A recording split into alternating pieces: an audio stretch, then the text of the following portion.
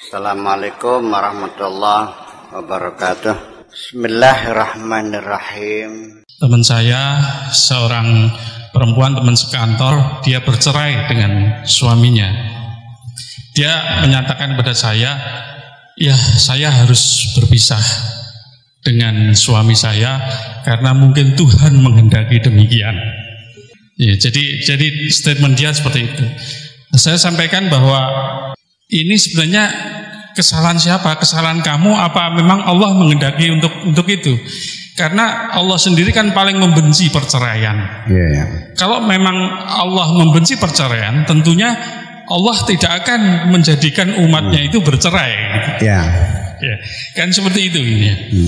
Nah, sehingga yang saya pertanyakan Buya, yang masih selalu mengganjal, dan saya dari rumah membawa pertanyaan ingin pencerahan Buya yang seperti itu. Pertama, saya ingin menjawab tadi kasus perceraian, di mana suami itu atau istri itu mengatakan ya sudahlah, barangkali ini takdir Allah, begitu kan ya. Kenapa tidak menjawab begini? Ketika seorang hakim memproses perceraian, kan ditanya, saudara suami siap engkau bercerai, kan begitu? Kalau seandainya dia datang kepada saya, akan saya ajari begini. Ketika engkau ditanya oleh hakim, Anda siap bercerai? Katakan tidak siap bercerai, Tuan Hakim. Kenapa? Kata hakim, katakanlah bahwa kami bertemu karena dipertemukan Allah, dan kami pun akan berpisah ketika hanya Allah yang bisa memisahkan kami. Itu coba hebat. Dan itu kalimat yang indah sekali dikatakan setiap khutbah nikah. Innahu la yajtami'ani wa la yaftariqani illa biqada'in wa qadar. Betapa indahnya kalimat itu diucapkan seseorang di depan hakim, kami tidak siap bercerai karena yang mempertemukan kami adalah Tuhan, dan yang bisa memisahkan kami juga hanya Tuhan. Indah nggak? Di sini yang bergerak, logika kita menjadi berbeda. Seperti itu kira-kira, betul? Nah, kemudian persoalan qadar dan qadar. Saya mau cerita dulu, ini pengalaman pribadi. Tahun 66 lah, 66-67, saya sering menginap di makamnya Kiai Hanan, bapaknya Kiai Maktum, tahu ya? Tahu semua? Itu Kasepuhan Cirebon lah pada zaman itu. Pertama kali saya menginap di yang anak cucunya belum ada, itu baru saya sendiri. Salah satu malam di situ saya bermimpi masuk ke Masjid Al-Azhar. Saya melihat ada orang sedang berceramah, para mustami'innya, audiennya pada berdiri, sehingga saya nggak bisa melihat penceramahnya, mukanya nggak kelihatan karena orang Mesir tinggi-tinggi. Sehingga saya mencari tempat yang tinggi, ada di galangan di atas itu ada ada tiang. Saya mencari tiang, saya naik, apa namanya galangan tuh, antara tiang ke tiang tuh, ya galangan ya, ya tiang ke tiangnya. Naik, saya duduk di galangan itu, baru kelihatan penceramahnya. Itu tahun 67 lah segitu. Tahun 71 saya ke Irak. Kemudian 73-74 saya di Syria. Nah, akhir 74 bulan Juni ya, saya pergi ke Libya, mampir di Mesir dulu 1 bulan di rumah Pak Kiai Masyuri Syahid dari Kang Raksanto, mungkin dengar. Nah, pas bulan puasa saya diajak seraweh di Masjid Al-Azhar. Begitu saya masuk, saya tidak aneh, ini masjid pernah saya lihat.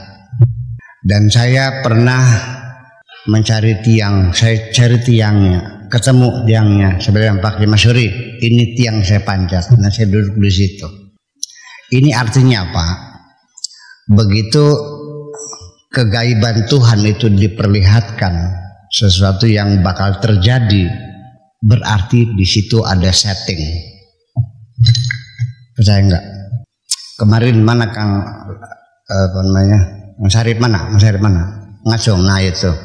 Kang Benu mana? Kang Benu nih. Kemarin itu saya ada ceramah jam 10 lah di Kertasmaya. Jam 7:30 saya pergi ke dokter gigi, ahli gigi Narjanangun. Sampai di rumah gigi, mobil berhenti. Saya katakan kepada Kang Sarip, Mas Sarip, kamu nggak usah turun, tidur saja di mobil, betul nggak? Tidur di mobil, betul nggak? Oke, saya masuk, diperbaiki, pasang salah lagi, dibongkar lagi, pasang lagi, salah lagi, dibongkar lagi, sampai 3 kali sampai jam 10:30. Artinya kamu tidur aja, soalnya masih lama soalnya, percaya nggak? Saksi ini saksi hidup nih. Berarti kalau kita tahu apa yang bakal terjadi, berarti ada setting di situ. Berarti ada qadar dan ada qadar. Paham nggak? Itu satu dari sisi pengalaman pribadi. Dari sisi ilmu fisika, kosmologi, astronomi dan sebagainya, semua benda-benda alam semua berputar. Kullun fi falakin yasbahun, dengan kecepatan yang tidak pernah meleset. Hanya 4 tahun yang lalu pernah ada keterlambatan 1 detik kuantum dan sudah disesuaikan.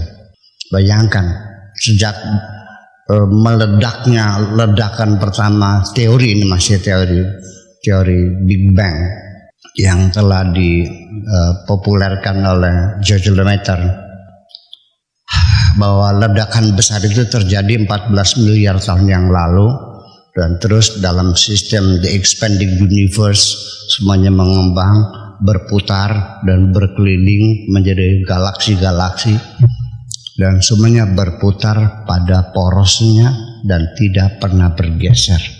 Kecepatan bumi berotasi tidak pernah bergeser.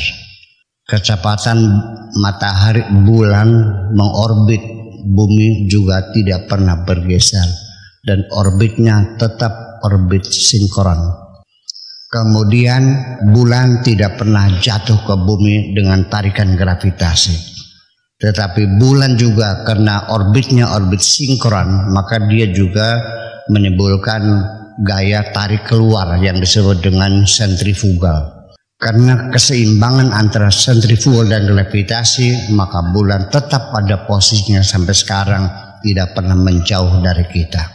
Tidak mungkin itu semuanya terjadi secara kebetulan tanpa desain yang maha kuasa. Percaya enggak? Jadi akhirnya sebetulnya kita merasa mampu, kita merasa bisa, dari mana datangnya? Dari sudut pandang yang sangat sempit sekali sebetulnya mah. Ketika hati saya mengatakan minum, ya kan? Ini dari mana asalnya? Dari rasa kering di tenggorokan dan melalui gelombang saraf tadi, ya, disebut dengan gelombang neurogelombang, itu dikirim kepada hati kita, dan hati kita juga mengirimkan kepada otak kita melalui gelombang elektromagnetik dan diproses oleh otak, dan otak mengeluarkan perintah kepada tangan kita menjulur mengambil gelas dalam sekejap itu. Betul nggak? Dan lalu mulut kita juga terbuka. Dan lalu mulut kita menghisap air itu sendiri. Berarti aku bisa mengambil gelas. Kesimpulannya aku bisa mengangkat gelas. Setelah saya ketemu lagi, dia minta tolong, Pak Kiai tolong suapin saya. Lah, kamu katanya bisa ngambil gelas dulu. Sekarang nggak bisa. Kenapa nggak bisa? Ya nggak bisa. Jadi yang aslinya kamu bisa atau tidak bisa? Yang aslinya bisa atau tidak bisa? Tidak bisa. Karena bisa, karena dikasih bisa.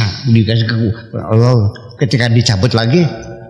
Nah, jadi artinya sesungguhnya kemampuan kita untuk bergerak, untuk melangkah, untuk tidur, bekerja sebagainya, itu dalam wilayah Kenapa? Dalam wilayah kekuasaan Tuhan, karena kita masih ada ruh yang masih nyambung, masih hotline-nya masih nyambung dengan Tuhan itu.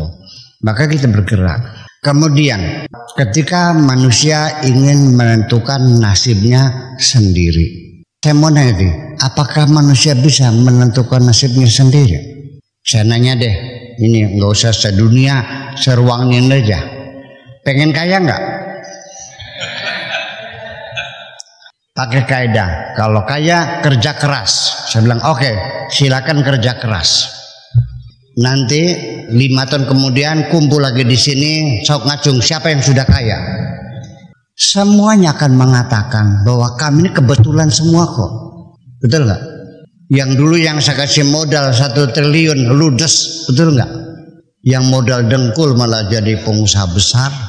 Anaknya orang kaya bangkrut, anaknya tukang beca jadi dokter, bisa bikin rumah sakit. Apakah itu berjalan sendiri? Tidak. Memang ada undang-undang alam dan berlaku permanen. Tetapi Allah juga punya kuasa untuk menghentikan undang-undang itu kapan saja. Kaifa mayasha wa mata yasha, kapan saja dan di mana saja. Percaya atau tidak?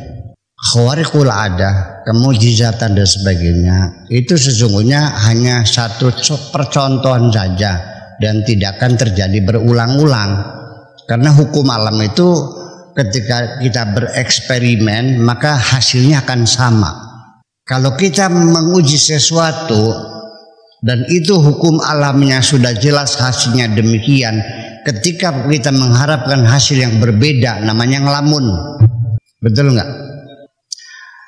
Kemudian andaikan engkau diberikan oleh Allah untuk mengatur dirimu sendiri, oke, silakan.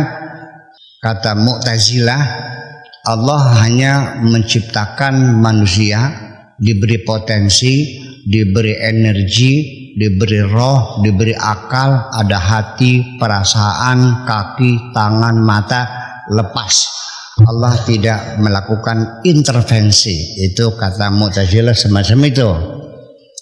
Logika semacam itu dibangun dari pemikiran memahami keadilan Tuhan. Ini mesti kita ketahui dulu. Makanya saya tidak benci-benci banget sama Mu'tazilah, enggak kok. Saya bersahabat sama Mu'tazilah. Karena juga saya memahami pemikiran mereka. Begini, Allah menyuruh kita berbuat baik, tetapi Allah juga melarang kita berbuat jahat. Kalau Allah menyuruh Anda beriman, tapi Allah sudah menentukan Anda adalah seorang ateis, apa artinya perintah Tuhan? Apa artinya larangan Tuhan? Jadi kalau Tuhan melarang dan menyuruh, berarti manusia harus diberikan kebebasan untuk memilih dan berbuat. Logis nggak? Logis, saya juga paham. Itu yang menjadi masalah adalah sudut pandang Mu'tazilah melihat keadilan Tuhan. Bagaimana Allah menyuruh orang untuk berbuat baik, tapi Allah sudah menakdirkan dia berbuat jahat. Jadi logikanya kalau kita menyuruh Kang Saidi untuk berenang di tengah lautan, ya tolong jangan diikat kaki dan tangannya. Kalau sudah dibelenggu dengan takdir, semuanya Allah menentukan, sama dengan orang itu diikat kaki dan tangannya, dilemparkan ke tengah lautan, lalu disuruh jangan tenggelam. Berarti Tuhan zalim kalau begitu. Supaya adil maka harus dilepas ikatan tangan dan ikatan kakinya supaya dia berusaha bisa berenang. Maka manusia harus diberikan kebebasan untuk memilih. Itu kan logika Mu'tazilah semacam itu. Akan tetapi dalam realitanya, kita bicara realita. Dari sejak lahir saya tidak punya kebebasan memilih kok. Saya lahir itu tahun 48, itu bukan kebebasan saya memilih kok. Saya nggak disuruh milih. Keluarnya dari perutnya Ibu Haji Zainab juga bukan pilihan saya. Lahirnya di Kertasmaya juga bukan pilihan saya. Lahirnya menjelang subuh juga bukan pilihan saya. saya jadi laki-laki itu bukan pilihan saya. Semua apa yang terjadi bukan pilihan saya. Saya kecil tidak pernah bercita-cita jadi kiai kok. Sekarang orang manggil saya kiai. Kalau saya milih profil badan saya milih kayak Kang Arif yang agak tinggian dah. Iya kan gitu, betul enggak? Kalau saya disuruh milih dari mana keluarnya, saya milih dari perutnya Ibu Tin. Sekarang saya ini bukan saya dulu lagi, karena sel-sel saya sudah berbeda. Setiap hari 18 miliar sel tubuh kita yang rusak akibat beraktivitas. Dan di malam harinya ketika kita beristirahat diganti dengan sel yang baru. Saya tidak dilibatkan dalam kerja ini. Betul nggak? Kemudian di perut kita ada mesin katalis yang mengolah dan memilah-milah berbagai macam vitamin-vitamin, protein, kalori dan sebagainya sesuai dengan kebutuhan badan saya. Saya tidak dilibatkan dalam hal ini. Lalu di mana saya mengatakan aku mampu berbuat? Ini realita, bukan katanya, tapi semua orang merasakan, betul enggak? Jadi andaikan engkau ingin bebas menentukan sendiri, saya mau bereksperimen. Hanya satu, yuk panjangkan rambut kepalamu sendiri. Tiap hari kita dudut rambut nih. Habis 24 jam juga tidak akan sempurna rambutmu panjang. Bismillahirrahmanirrahim. Rabbana auzi'na an nashkura ni'mataka allati an'amta 'alaina wa 'ala walidayna wa na'mala salihan tarda wa adkhilna bi rahmatika fi 'ibadikas salihin. Rabbana atina fid dunya hasanah wa fil akhirati hasanah wa qina adzabannar. Wa sallallahu ala sayyidina Muhammadin wa ala alihi wa sahabati ajmain. Subhana rabbika rabbil izzati amma yasifun wa salamun alal mursalin walhamdulillahi rabbil alamin.